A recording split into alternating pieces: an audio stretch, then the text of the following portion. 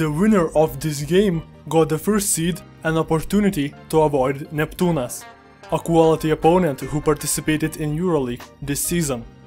And players were clearly affected by it. 3 things highlighted that. First of them, mistakes.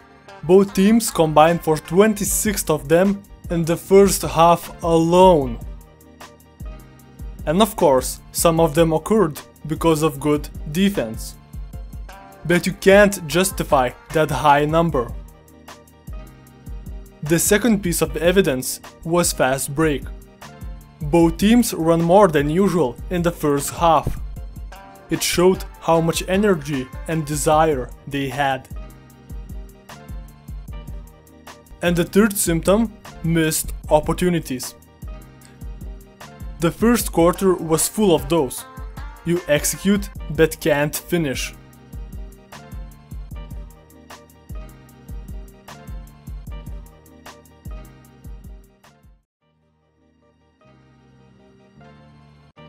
Both teams started the game full of energy, and that led to excellent defense.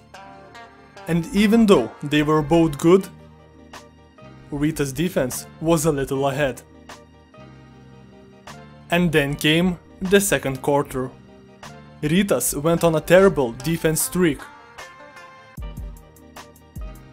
The first mistake they made was picking up quick fouls. Antanas Kavaliauskas bites on 2 pump fakes in a row and collects 5th team foul by 7:26 mark. Then they were not able to secure defensive rebounds. It's hard to understand why Moser let Jankūnas get that deep position in the paint, but the result is simple: offensive rebound. And of course, inability to stop pick and roll. Krzysztof Lavrinovic and Adas Juškevičius duet was simply tragicomic. Here, Cherry simply blows by Lavrinovic and nobody bothers to help. And here Juškevičius gives up on the play, which leads to 2 points and a free throw, accompanied by this expression. That led to rejuvenation of Žalgiris' offense, which was struggling mightily from the start of the game. And the downfall of Rytas' offense.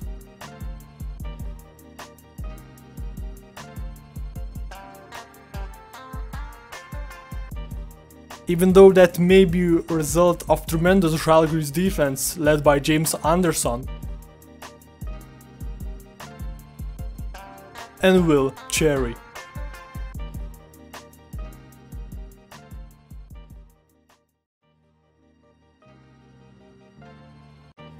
Both teams relied heavily on the pick and roll. Because of that, both teams prepared counter moves for opponents' defensive tactic. Žalgiris ran most of its pick and roll action through James Anderson and Artūras Milaknis. Rytas' plan was to trap the player with the ball, and in most cases, those 2 players were able to break this defensive tactic by passing out the ball. That leaves 2 defenders on 1 player without the ball, and the rest of the team has to scramble.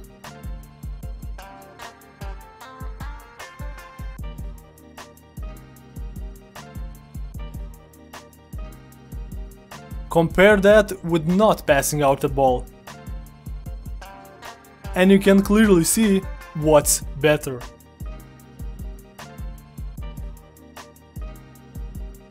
Lietuvos Rytas got a little bit more creative. Their main weapon in pick and roll situations was Martynas Gecevičius. The home team, as in previous meetings, used switch tactic on him. It's very simple and not often used in pro sports, but they were too scared of Gecevičius getting hot. Rytas countered that in 3 ways. First of them was to find the big guy after the switch. Antanas Kavaliauskas always has big scoring games against Žalgiris, and this is the main reason why.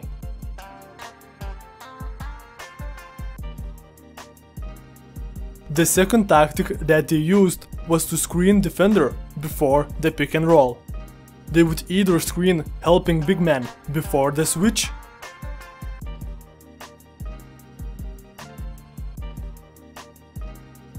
or they would screen the guard before beginning the action.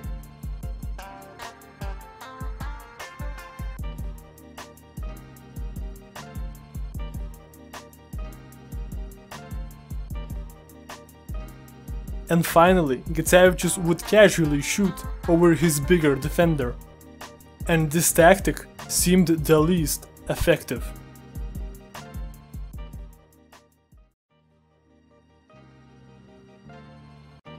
Žalgiris' tactic, how to stop Adis Juškevičius in pick and roll, wasn't very intelligent.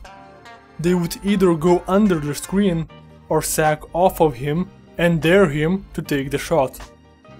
Well, he is a 48% shooter from the 3-point line, so he started to take those opportunities. And after a couple of makes, the formula is simple. Confidence goes up, and side effects include difficult passes,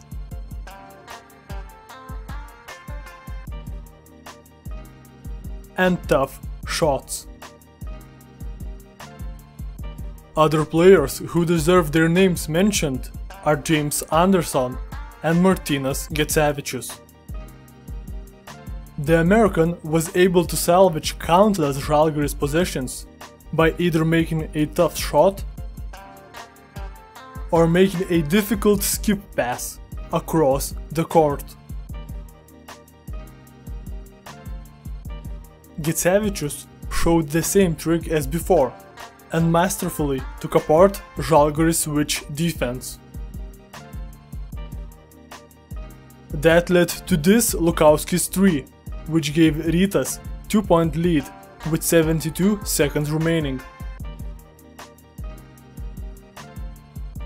But in order to understand what happened next, we have to go back. Remember those unnecessary fouls in the second quarter? Well, they came back in the fourth. Mike Moser bites Jankūnas pump fake and earns third team foul.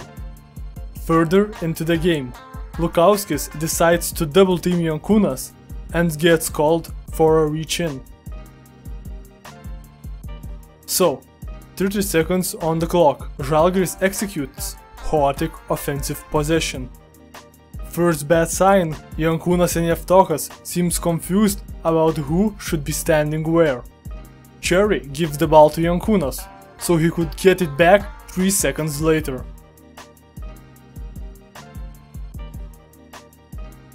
A double team from Lukauskis puts Anderson in a tough situation, but it's salvaged by Kavaliauskas' foul, which may not even have cost 2 free throws if it weren't for those fouls before.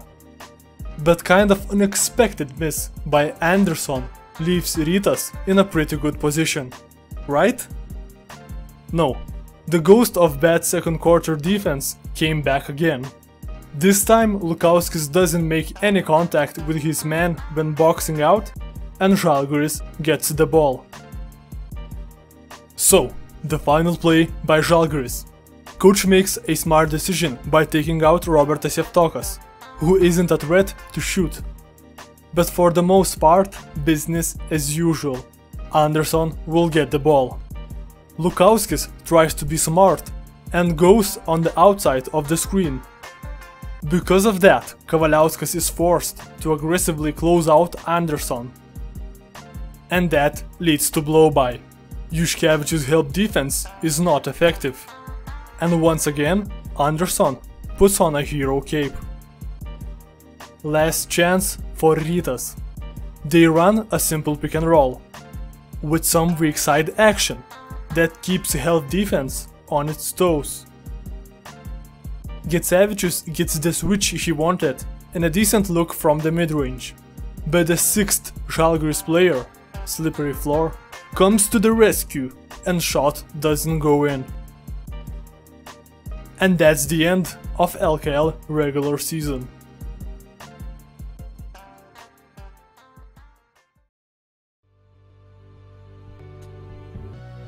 Thanks for watching. If you liked what you saw, click the subscribe button. Also, share what you thought about this game in the comments section. You can also leave suggestion for the next analysis. This was Coast to Coast, where it's all about basketball, baby! Bye, and may basketball gods be with you.